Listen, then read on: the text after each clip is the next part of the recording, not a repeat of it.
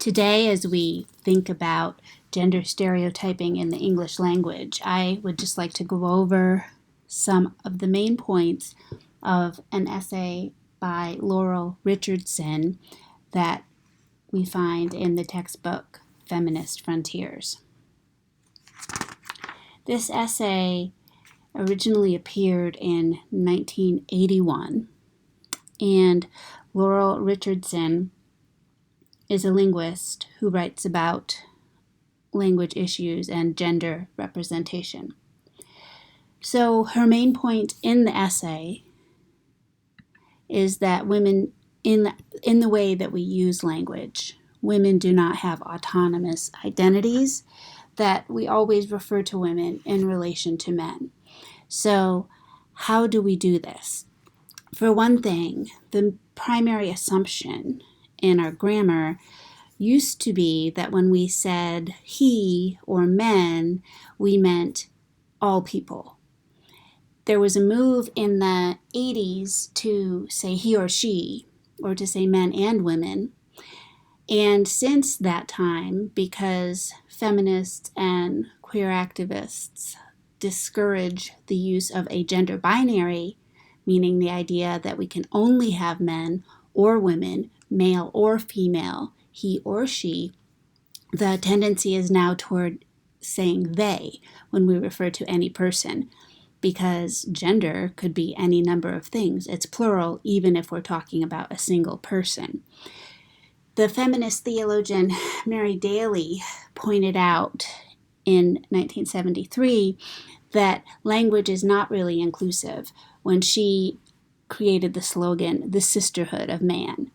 We're used to hearing the slogan, the brotherhood of man, but when we say the sisterhood of man, it is what Richardson calls ear-jarring.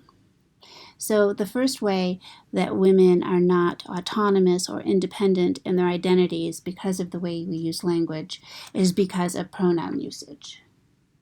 The second way is that we tend to perpetuate specific attributes when we randomly choose pronouns, or when we randomly use phrases like man the oars, or one small step for man, or man overboard. Now, like I mentioned, we have the MLA rule that suggests we can say they instead of either male or female. Yet, when I do these searches to make the SWAY presentation, and for example, I type in elementary teacher, we get Mrs. C. When I type in nurse, we invariably get lovely young women in medical clothing. Or when we type in judge, sorry, we don't always get Ruth Bader Ginsburg. Here are some typical images that come up when we type in engineer. And for lawyers these days, many images of women do come up, but there still seem to be more images of men in a random search. So the second point that Richardson wants us to think about is we ascribe personality attributes and talents or qualities based on random gender assumptions. The third point is that females are usually represented as immature or childlike or weak or helpless.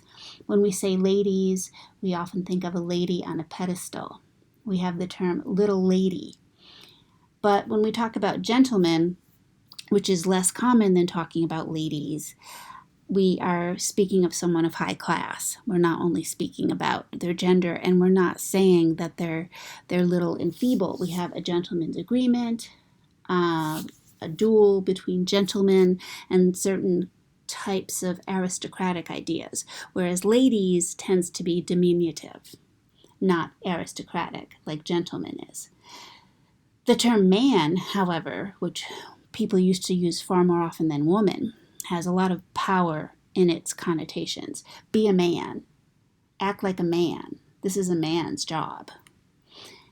And then our fourth important point from Richardson is that when we talk about sex or sexual terms for women, first of all, there is a lot more sexual slang about women, but the terms for women, such as chick or fox, tend to represent women as prey, as something that you would hunt, whereas men are dudes or studs, connoting power and prowess or sexual power over women.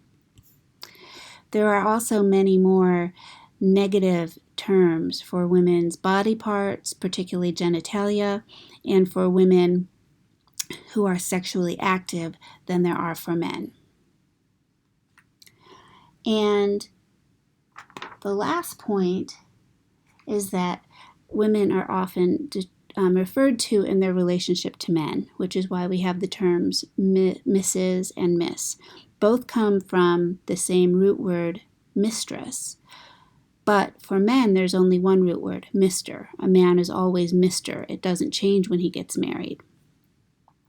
The answer to this is the term Ms., a third category which started in the 20th century to refer to women so that you wouldn't know a woman's marital or domestic status and judge her by that. The idea is that Ms. is very similar to Mr.